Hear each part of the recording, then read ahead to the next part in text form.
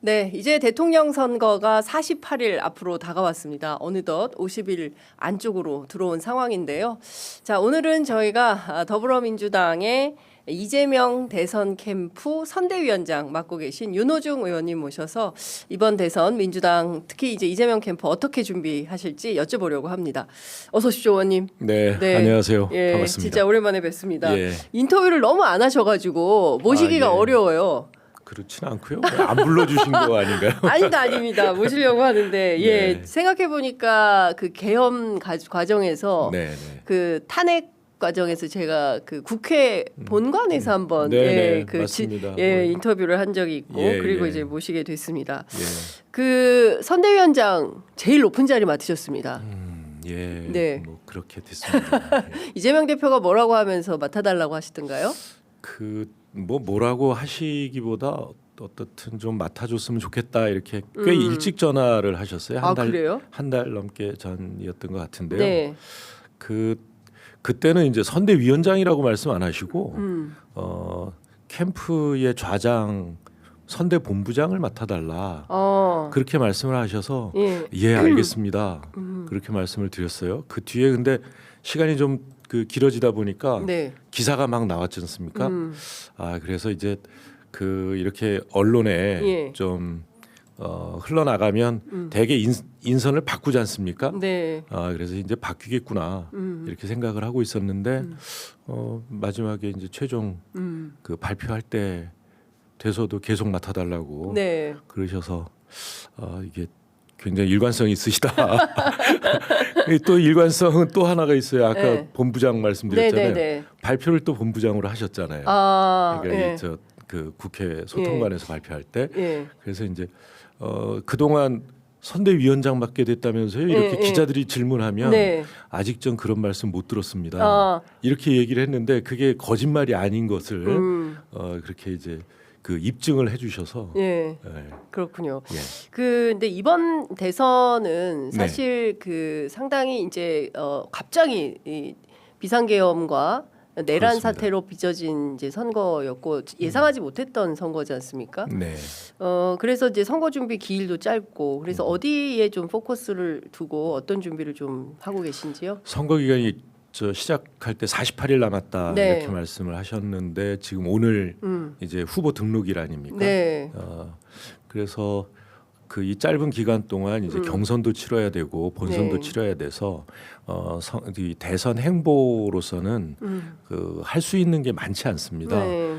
그래서 일테면 뭐 너무 정쟁적으로 이렇게 경선 그 자체에 매달리기보다는 네. 그러니까 국민과 지지자들을 상대로 네. 지금 심각하게 문제가 되고 있는 이런 경제나 민생 문제, 네. 그다음에 이제 이 내란으로 인해서 우리 민주주의도 상처를 입었는데 네. 이런 이제 민주주의도 치유하고 또 경제 민생도 치유하는 네. 그런 치유의 대안을 내놓고 비전을 보여주는 그런 과정으로 생각을 해야 되지 않을까 싶습니다. 네.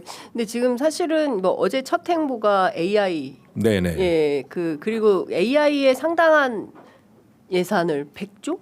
네. 예.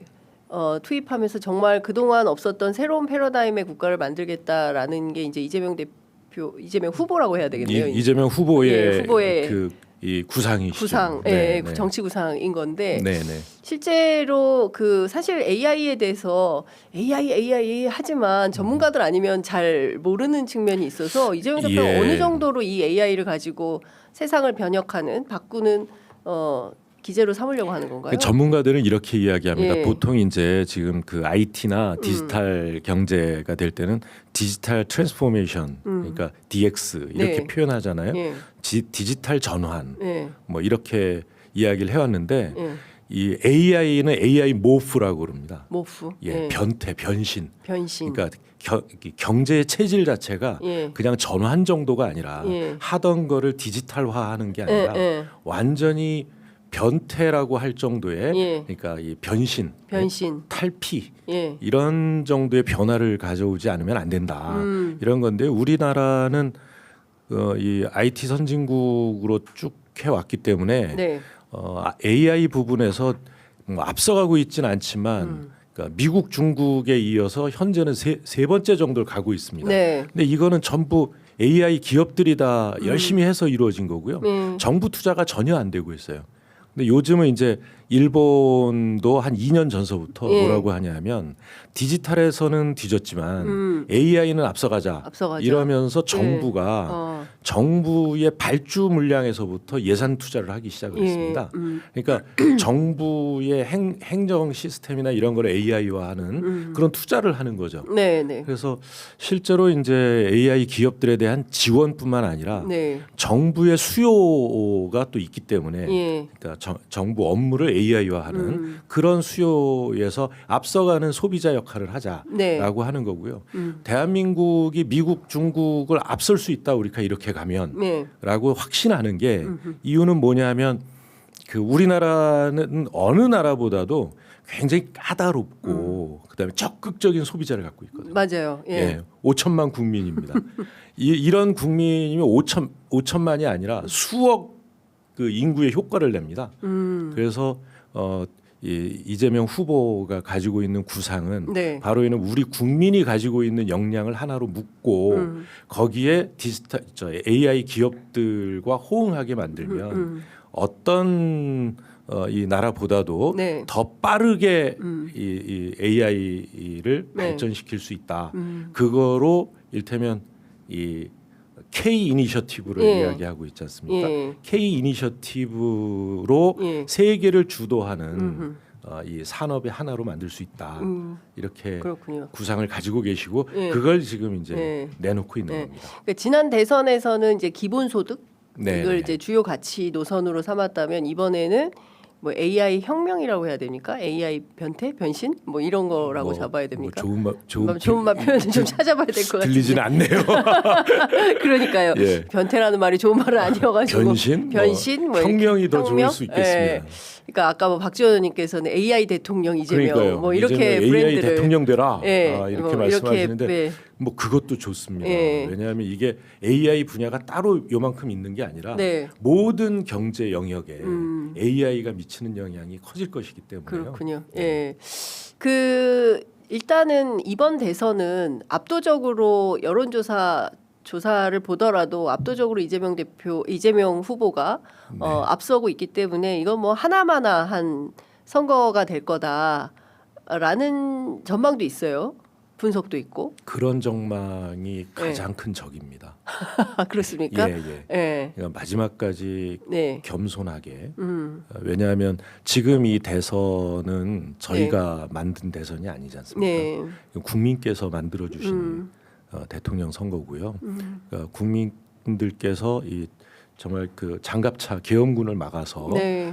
비상계엄 내란을 이 종식시켜 주신 것이고 네. 그런 결과 지금 이 대선을 치르고 있기 때문에 네. 국민들께 최대한 이 새로운 대한민국, 예. 정말 진짜 대한민국을 만들어 드리겠다는 그런 겸손한 자세로 네. 마지막까지 임해야 된다고 생각합니다. 그렇군요. 이런 거는 어떻게 봐야 됩니까? 일단 이제 당내 경선이 있을 거고요. 네. 그리고 당내 경선을 거쳐서 이제 대선 본선을 하게 될 텐데 네. 지금 한덕수 변수가 굉장히 초미의 관심사가 되고 있습니다. 뭐 한덕수 총리가 출마 결심을 하고 나오면 중도 표심이 흔들린다. 뭐 이렇게 보는 시각도 있던데 선대위 장께서는 어떻게 보십니까? 뭐 그 상대 후보를 제가 폄하할 생각은 전혀 없습니다만 예. 그러니까 권한대행하면서 보여주신 모습은 특히 저 헌재 재판관 2명을 네. 추가 임명을 했지 않습니까? 예. 이것은 이제 이 파면된 대통령에게 권한을 행사하게 한 겁니다. 네. 자신의 권한이라고 이야기하지만 실제로 그 권한은 파면된 대통령이고요. 네. 그 다음에 또 그 파면된 대통령과 가까운 사람들을 지금 임명을 했거든요. 네. 그렇기 때문에 내란에 동조하고 있다라고밖에 볼 수 없고 이거는 뭐 원하는 대로 흘러가지 않을 거다. 예. 우리 국민들이 뭐 하루 이틀만 보면 금방 깨달으실 겁니다. 네. 아, 이 사람들이 지금 알박기 하고 있구나. 알박기? 예, 헌재에도 재판관 알박기 하려고 그랬고, 예. 그다음에 이제 그 당에는 예. 이 쌍권총을 내세워 가지고 또 친윤 예. 후보를 만들려고 하고 있지 예, 않습니까? 예. 내란 동조자를 예. 국힘의 후보로 만들려고 하고 있는데 이 나중에 이제 국민의힘 그 이 인기가 떨어지면 제3지대에 있는 후보한테 먹힐 수도 있잖아요. 네. 그러니까 제3지대에다가도 지금 이제 한덕수를 알박기 하는 거죠. 아, 제3지대 내란 알박기. 세력을. 예. 제3지대에 한덕수 알박기. 네, 한덕수 내란 알박기 세력. 해서 예. 예. 뭐 결국 그 누가 되더라도 내란 세력의 후계자를 만들려는 예, 이런 음모인데 예. 이거 우리 국민들이 이걸 모릅니까? 예. 예. 보이죠. 예, 하루만 지나도 금방 합니다. 예. 출마한다 못한다라는 여러 갑론을박이 있던데 위원장님께서는 어떻게 보세요? 출마한다 못한다 어떻게 보세요? 뭐 자기가 알아서 할 소관이죠. 하거나 말거나 하거나 말거나 뭐 이런 예. 건가요? 네. 그러면 기본적으로 그러니까 내란 세력이 네. 그러니까 이 내란을 극복하고 이루어지는 이 대선에서 네. 이 당선될 일은 절대 없을 것이다. 예. 예. 그렇게 믿습니다. 네. 그 이번 선거 구도는 어떻게 보십니까? 지금 뭐 홍준표 시장 민주당 반 이재명 세력도 연대해야 된다. 필요하면 연정도 가능하다. 이른바 이제 반 이재명 전선, 뭐 반 이재명 빅텐트 뭐 이런 주장을 하고 있어요. 어떻게 보십니까? 민주당에서 그 모셔갈 분이 있을진 모르겠습니다만 뭐 좀 아까도 말씀드렸지만 내란의 동조해온 분들하고 손잡을 분들은 없다. 민주당뿐만 아니라 저희가 이제 야5당으로 그 연대하면서 네. 내란에 대응해 오지 않았습니까? 야5당 내에도 없을 것이고 또 야5당 밖에 계신 분들이라도 내란 세력과 손잡고 무슨 일을 도모할 분들은 없을 것이다. 네. 이제 김대중 대통령님이 가끔 그런 말씀하셨거든요. 그러니까 대통령 되시기 전에 네. 이 김대중의 한 또 호남의 한이 풀리려면 그건 춘향이의 한이 풀리는 것과 비슷한 건데 춘향전에서 춘향이의 한은 이도령을 만나야 풀린다 이런 거거든요. 그러니까 이 내란으로 상처받은 우리 국민의 한은 민주당 정부가 들어서야 풀린다. 이도령을 만나야죠. 우리가 이씨 아닙니까? 이도령 이재명 대표가 이도령이에요? 도령하시기에는 연세가 좀 많으신 것 같은데. 근데 하여튼 지금 어쨌든 그 뭐 반 이재명 전선을 구축하고 하는 것은 이제 그만큼 워낙 뭐 모든 양자 대결에서 유일하게 50%가 넘는 후보가 이재명 후보이기 때문에 그런 거 아니냐 이제 이런 판단도 드는 것인데요.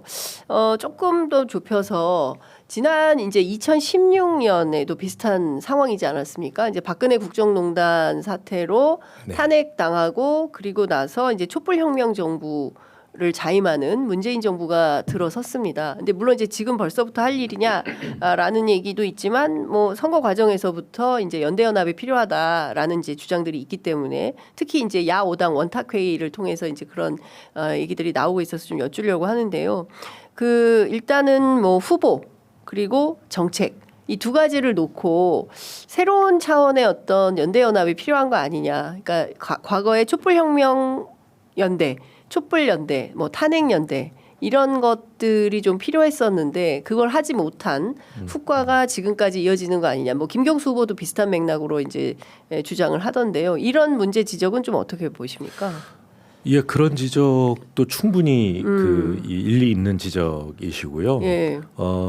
저희가 만들 그 이 정부 새로운 대한민국의 정부는 이 그 빛의 혁명으로 이 내란을 이 극복한 또 내란에 반대하고 이 탄핵 파면까지 만들어낸 국민들과 함께 또 거기에 함께 하셨던 모든 이 정치 세력 또 정치인들 모두 함께 만드는 정부라고 저는 생각을 합니다. 다만 이제 우리 당내 경선 과정에 네. 그러니까 이 참여하시는 분도 있고 참여하지 못하시는 분도 있고 또는 이제 별도로 이렇게 후보를 내기로 한 당도 있고 또 후보를 내지 않기로 한 당도 있는데 뭐 이런 모든 것들이 저희가 그 후보를 선출하고 나면 네. 이제 5월 10일 이제 이 본선거 등록일 전까지 네. 그런 그 연대의 장을 통해서 후보 문제나 또 이 정책에 대해서도 협의할 수 있는 그런 시간과 또 공간이 있을 것이다라고 저희는 예측하고 있습니다. 네. 근데 기본적으로 저는 이제 이번 대선은 네네. 내란 심판 선거다. 그러니까 과거에 이제 총선 그리고 그에 앞서 있었던 이제 강서구청장 보궐선거도 마찬가지고 네. 핵심은 이제 윤석열 심판 선거였다면 뭐 이번에도 마찬가지로 이제 내란 심판 선거가 될 수밖에 없다. 그러니까 압도적 승리를 하는 게 필요하다. 그래야 지금 승복하지 않는 어제 재판에서도 전혀 하나 일도 승복하지 않는 저 사람들의 주장을 좀 국민의 이름으로 승복하게 만드는 이런 과정이 이번 대선이어야 되는 거 아니냐. 맞습니다. 그런 면에서 좀 아까도 말씀드렸지만 윤석열 정부 그 내란 세력에 반대하는 모든 이 정파와 또 국민들이 하나로 뭉칠 필요가 있다 이렇게 생각을 하고요. 그다음에 그렇다고 해서 지금 이를테면 내란에 동조하는 듯이 지지하듯이 이렇게 뭐 여론조사나 이런 데 응답하고 또 광화문에 나왔던 이런 분들 이런 분들을 그럼 적대시할 거냐? 그렇게 해서는 안 된다고 봅니다. 오히려 저희 이 민주당과 이재명 정부가 들어서 설 때만이 그러니까 그분들이 이 가지고 있는 잘못된 정치 의식을 벗어날 수 있게 잘 이끌어갈 수 있지 않나 싶습니다. 특히 이제 연세 드신 어르신들 굉장히 이제 빈곤에 시달리고 있거든요. 노인 빈곤. 불행한 삶을 살고 계시고 그다음에 젊은 청년들 같은 경우에는 미래가 불안하고 그래서 불행과 불안 속에 있는 분들의 그 불안을 해소해 줄 수 있는 드릴 수 있는 길은 이제 제대로 된 진짜 대한민국을 만들 때 가능하다라고 봐서 그래서 이렇게 온 국민이 함께 행복해지는 이게 잘사니즘 아니겠습니까? 웰빙이죠.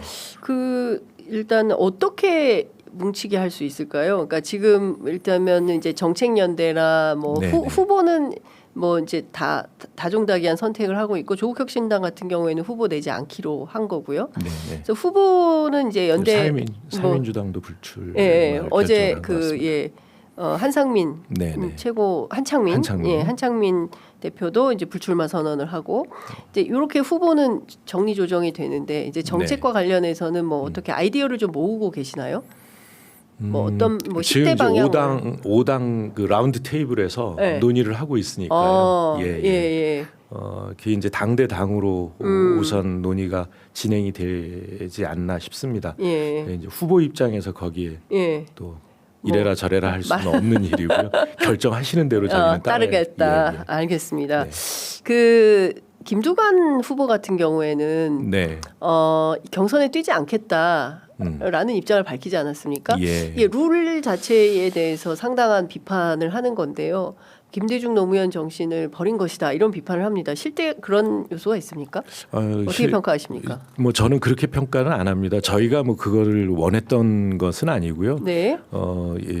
당의 결정에 따르겠다라는 입장이었는데 그런데 이제 김두관 그 후보님뿐만 아니라 이제 김동연 후보님도 마찬가지예요. 그러니까 노무현 문재인 대통령이 후보됐던 방식이 아니다 이렇게 말씀하시는데 지금 이 방식이 그 문재인 대통령 후보될 때 방식은 아니지만 노무현 대통령 후보될 때 방식입니다. 5대5 5대5 국민 참여 경선이죠. 근데 이제 이 50%의 국민 그 선거인단, 당원 선거인단 말고 국민 선거인단을 구성하는 방식을 그러니까 이 그때나 또 뭐 총선이나 이럴 때는 신청을 받아서 이 선거인단을 정했으면 지금은 이제 공론조사 이저 샘플을 네. 대상자를 선정해서. 선정하듯이 예. 그렇게 100만 이 안심번호를 대상으로 네. 거기서 이제 이 선거인단을 추출하기 때문에요. 네. 일테면 이제 역선택을 위한 이런 예.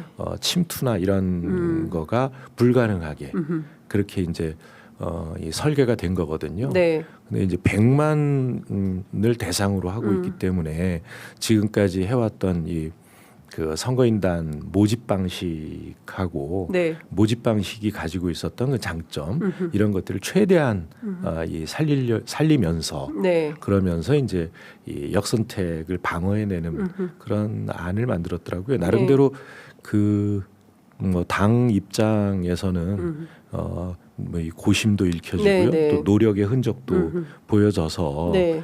후보자들 입장에서 거기에 굳이 뭐 불만을 이야기할 바는 아니다. 예. 그렇게 생각을 하는데요. 같이 경선을 하지 못하게 된 것은 안타까운 일입니다. 네. 또 나름의 이 결단을 해주신 김동연 후보께는 감사의 말씀도 드리고 싶고요. 네. 그러면 본격적인 경선 레이스는 언제 시작이 되는 겁니까? 이제 오늘 등록하고 그걸 하고 나면 바로 예. 야, 이게 왜냐하면 뭐- 이번 주말부터 예. 그 권역별로 투표에 들어가기 때문에 예. 토요일 날 충청권, 예. 일요일 날 영남권, 예. 그다음에 다음 주 토요일 날 이 호남권, 예. 그다음에 이제 그 일요일 날 마지막 날인데요. 예. 수도권과 강원 제주 예. 이렇게 예. 네 번에 나누어서 예. 권역별 투표를 하게 됩니다. 그렇군요. 그러면 실제로 진짜 너무 이게 바투네요. 그러니까 네, 뭘 좀 이렇게 여유 있게 저희가 후보도 좀 모셔서 말씀을 좀 들어야 되는데 인터뷰 일정이 잘 안 잡혀서 네, 좀 부탁드립니다. 네. 참 죄송합니다. 마음은 아마 장윤선의 취재 편의점 꼭 오고 싶어 하실 텐데요. 아, 그런가요? 네, 그 개인적으로는 이번 선거, 그러니까 어쨌든 매번 선거할 때마다 이제 정치인들 굉장히 좀 말씀 주신 대로 겸허한 자세로 어떻게 하면 국민들의 마음을 얻어서 당선될까 이런 생각들을 하실 텐데 이번 선거에 임하는 자세는 그 어느 때보다 조금 다를 것 같아서요. 민주당 전체가 조금 어떤 분위기고 어떻게 이번 선거를 임하는지 지난번 대선하고 조금 분위기가 많이 다를 것 같아요. 저희가 지난번 대선에서도 승리를 장담하신 분들이 있었지만 0.73% 차이로 네. 이 승리를 빼앗겼지 않습니까? 예. 과거에 그 12년도 문재인 대통령 첫 대선 도전하실 때도 이 다들 승리한다. 그 박근혜 네. 후보보다는 날 거다 이렇게 예. 얘기를 했는데 그때도 간발의 차로 승리를 뺏긴 적이 있습니다. 네. 이게 마지막까지 긴장을 늦추지 않아야 네. 우리에게 표를 주시려고 하는 국민들께서 투표장으로 나오시는 거기 때문에 네. 예, 저희는 뭐 좀 마지막 정말 1초 1각까지 네. 이 최선을 다한다, 예. 겸손하게 간다 예. 이런 입장이라는 말씀을 드리겠습니다. 근데 전체 캠프를 총괄하는 선대위원장으로서 보시기에 가장 유의해야 되는 포인트는 어떤 점이라고 생각하십니까? 뭐 아까도 말씀 주시고 지금도 말씀드립니다만, 네. 그러니까 자만심을 버리는 자만, 것이죠. 네. 자만하지 말아야 된다. 예, 예. 다 된 선거 아니야? 뭐 할 거 없잖아. 뭐 이런 식의 태도. 그게 제일 문제일 거다. 그 결국은 예. 그 틈을 예. 상대 후보나 상대 후보 예. 지지자들이 예. 파고들고 그래서 이제 뭔가 뒤집을 수 있겠다라는 가능성을 보면 집요하게 네. 뭐 이 예. 뭐 투표장에 나올 가능성이 있어서 네. 예. 그 이번 선거 캠페인의 핵심은 국회에서 내란 종식을 위한 적극적인 뭐 사실관계 확인이나 뭐 이런 노력이다라고 평가하시는 분들도 계시더라고요. 그러니까 당은 당의 역할을 하고 후보는 후보의 역할을 해야지 뭐 전부 무슨 뭐 AI 얘기하고 물론 민생 경제가 너무 당연한 얘기지만 이제 그렇게 하면 안 된다. 일종의 역할 분담론 같은 걸 주장하시는 분도 계시는데요. 그런 포인트는 어떻게 보십니까? 내란 종식이 먼저다. 예, 여기에 방점을 찍고 계신 분들도 계시거든요. 내란 종식과 관련해서는 이제 국회에서 조사 활동이나 이런 것도 얼마든지 할 수 있고요. 예. 그다음에 또 지금 현재 어떻든 내란죄와 외환죄에 대한 그 수사권 문제가 네. 제대로 잘 정리가 안 되지 않습니까? 그러니까 이 수사권이 없다가 아니라 네. 그게 과거에 이제 국정원에 있던 거를 이제 간첩죄하고 같이 국수본으로 넘겨오다 보니까 네. 발생한 문제인데요. 그러니까 이런 부분들에 대해서는 또 특검을 실시해야 될 것이고요. 네. 공소 유지를 위해서도 특검을 해야 될 것이고요. 네. 또 추가 수사도 필요하고 이런 것들은 사법적인 절차와 법과 또 이 국회의 그러니까 그 의사 절차에 따라서 진행을 하면 되는 것이고요. 선거는 이제 그러니까 후보를 중심으로 또 당도 그러니까 원내만 있는 것은 아니니까 네. 당에 또 총력을 기울여서 선거에 임해 나가면 되지 않을까 싶습니다. 네, 오늘 중앙일보 사설에 이런 네. 글이 실렸습니다. 국민의힘 반 이재명만으로는 대선 어림없다. 그러니까 왜냐하면 오로지 뭐 돌고 돌아서 이재명으로 이제 귀결되거나 귀착되는 이런 캠페인을 이제 기획하고 있는 거 아니냐. 모든 후보들이 네. 나서서 이재명 문제다. 그리고 심지어 뭐 권성동 원내대표 같은 경우 앉은 자리에서 40몇 번은 이재명만 외치기도 하고 뭐 이러니까 이거 경우에 어떻게 보십니까? 이렇게 선거 캠페인 저도 좀 딱하다는 생각이 들었습니다. 딱하다. 왜냐하면 국민의힘 후보들이 하나같이 출마 일성이 예. 내가 이재명을 이길 수 있다. 네. 이재명이 안 되기 때문에 나왔다. 예. 이런 얘기거든요. 예. 그러니까 그 우리 국민들께 자신을 알릴 수 있는 방법이 이재명 말고는 없는 것인가. 좀 의아한 생각이 들었는데요. 네. 중앙일보가 바로 그 점을 지적을 한 것 같습니다. 예. 예. 어찌됐든 지금 그 선거는 본격화된 거고 많은 국민들은 이 징글징글한 이 내란에 대한 종식 그리고 새 행정부가 들어선다 하더라도 사실은 이 범죄 사실을 명백하게 밝혀내는데 상당히 많은 에너지를 써야 되는 거 아닌가라는 생각도 좀 들더라고요. 뭐 아까도 말씀드렸습니다만 그런 부분이 정부가 전부 매달려서 네. 할 일은 아니거든요. 그러니까 윤석열 대통령은 온 정부가 매달려서 이재명 죽이기만 했는데 우리가 또 그럴 수는 없습니다. 우리 이 새 정부는 네. 우리 대한민국을 정상화하고 예. 그다음에 이제 경제와 민생을 살리고 예. 그다음에 미래를 위한 혁신에 예. 이 집중을 해야죠. 예. 그런데 집중을 해 나가고 그다음에 이제 사법적인 절차는 네. 사법적인 절차에 따라서 가면 된다. 이렇게 생각합니다. 그 한덕수 총리가 본인이 뭐 통상 전문가다라는 얘기를 많이 하지 않습니까? 그리고 네. 트럼프 시대를 이제 자기가 그 해결할 수 있다. 마지막까지 뭐 최선을 다하겠다. 뭐 이제 이런 주장을 했는데 그런 대목과 관련해서 이재명 대표의 전문성이나 이런 거 없는 거 아니냐라는 비판. 이건 어떻게 들으세요? 경험이 있냐 없냐라는 것보다 그러니까 그 일의 일머리를 잘 알고 있느냐 없느냐. 네. 그러니까 제대로 컨셉이 잡혀 있느냐가 더 중요하거든요. 그러니까 무엇을 위해서 통상 교섭을 하고 네. 트럼프 행정부와 어떤 목적으로 일을 할 거냐. 네. 이런 것들이 더 중요하죠. 뭐 잘 아시는 것처럼 이재명 후보는 뭐 성남시장 할 때도 그렇고 경기도지사 할 때도 그렇고 성과를 만들어내는 사람이거든요. 네. 그러니까 그냥 뭐 일하는 것처럼 폰만 잡고 말만 하고 받아오는 건 없는 네. 그런 이제 그 전형적인 외교관들이 이제 그런 식이고 네. 우리 경제 관료들도 없지 않아 그런 면이 있습니다. 네. 생색내기. 예.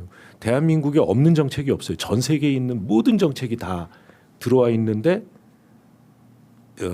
그 정책을 필요로 하는 모든 사람에게 경제 정책을 피는 게 아니라 일부에게만 합니다. 네. 그래서 이런 게 필요하지 않냐라고 물어보면 지금 하고 있습니다. 이렇게 얘기를 하는데 효과는 없어요. 네. 이런 그 정말 생색내기에 익숙해져 있는 관료주의로는 트럼프를 상대할 수 없습니다. 알겠습니다. 아유 시간이 너무 많이 지나가지고 그렇습니까? 조만간 또 한번 모셔서 말씀을 좀 들어야 되겠다. 일단 오늘은 맛배기로 네. 어떻게 선거 캠페인 준비하시는지 말씀 들었고요. 경선이 본격화되기 때문에 저희들이 또 현장에서 추가로 뵙고 이러저러한 질문 또 드릴 수 있고 또 스튜디오에 모시도록 하겠습니다. 오늘 말씀 여기까지 듣겠습니다. 고맙습니다. 네, 감사합니다.